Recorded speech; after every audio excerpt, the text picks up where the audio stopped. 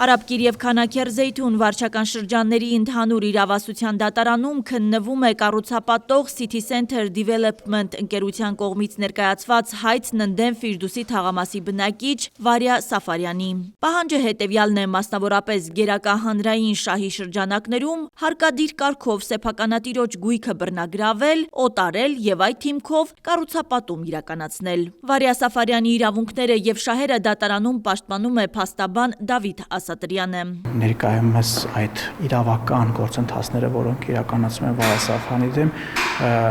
իրավական չեն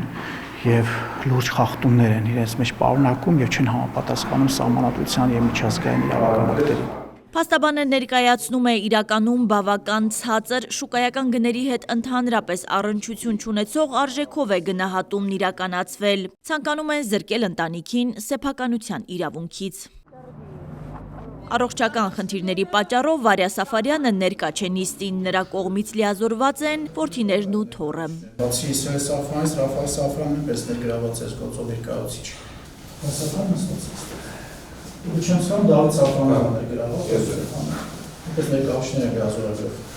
Սաֆարյան ընտանիքը 2021-ից պայքարում է իր իրավունքների համար, այս գործով 3 դատավոր է փոխվել։ Այժմ գործը տեղափոխվել է դատավոր Ռուբեն Բունաթյանի մոտ։ Պատասխանող կողմը դժգոհում է, պատշաճ ծանուցում չի իրականացվել։ Գերակաշայի մասին օրենքով սահմանված դրույթները չեն պահել, օրերի խախտումներ են արել։ Հիմա իրանք ուզում են այս ամբողջը լղոզեն, անցնեն առաջ, բայց մենք չենք թողելու, պայքարելու ենք մինչև վերջ, մինչև եվրոպական դատարան գնալու ենք, դեռ մի հատ գործ ունենք շահած եվրոպական դատարանում 2016 թվականին։ Ու այս գործերն էլ արդեն որ ավարտվում է, սահմանադրական դատարան ենք, մի մասը արդեն պատրաստում ենք դիմենք, մյուս մասը եվրոպական դատարան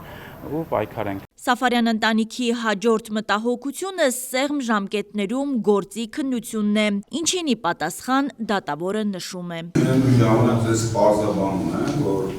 սույն քաղաքացիական գործերը քննվում են օրենքով սահմանված ժամկետներում, սերմ ժամկետասահմանված, օրենքներ սերմ ժամկետասահմանն է, հետևաբար պետք է նաև դա հաշվի առնել, հետևաբար եթե ձեր շահությունն արվում, որ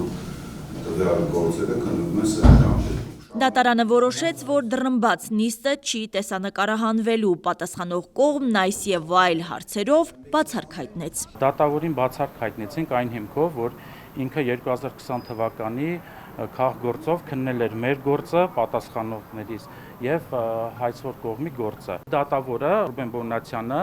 կարացել է ահաբեկվի, ճնշման ենթարկվի, այն մի գործով կայացել է օգուտ կառուցապատողի։ Դրանից հետո մեր այս գործով այլ դատավորին հանձնարարեցին, արդեն երրորդ դատավորն էր Արմինե Սաֆարյանին։ Արմինե Սաֆարյանը չկարացավ դիմանալ ճնշման ահաբեկմանը,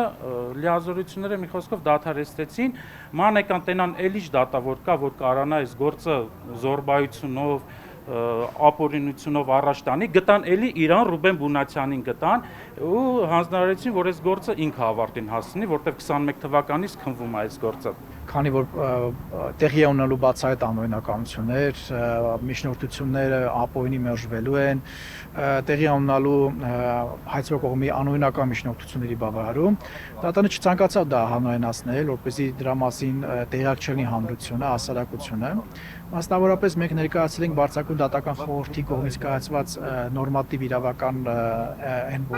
նշումով ակտ, որը սահմանում է լրատվամիջոցների հասանելիությունը դատարանում։ Դատարան ամբողջությամբ անտեսեց, ոչ միայն անտեսեց, այլև ընդհանրապես քննության առարկա չդարձավ ԲՏԽ-ի որոշումը։ Հանրապետության նրբանցք 8A հասցեում բնակվող Սաֆարյան ընտանիքը չի պատրաստվում ընդունել կառուցապատողի կողմից առաջարկված ծիծաղելի գումարը։ Այն է հողատարածքի 1 քառակուսի մետրի համար $2000 համարժեք ՀՀ դրամ, իսկ տան 1 քառակուսի մետրի դիմաց $200 համարժեք ՀՀ դրամ։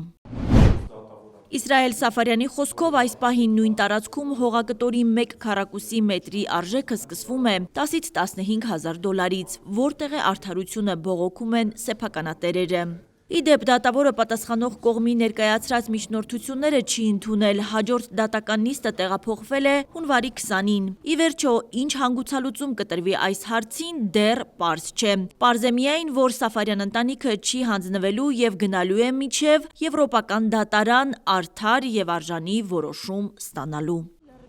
Հասմիկ Ֆահրադյան, Կարապետ Կարապետյան, Արմալուր։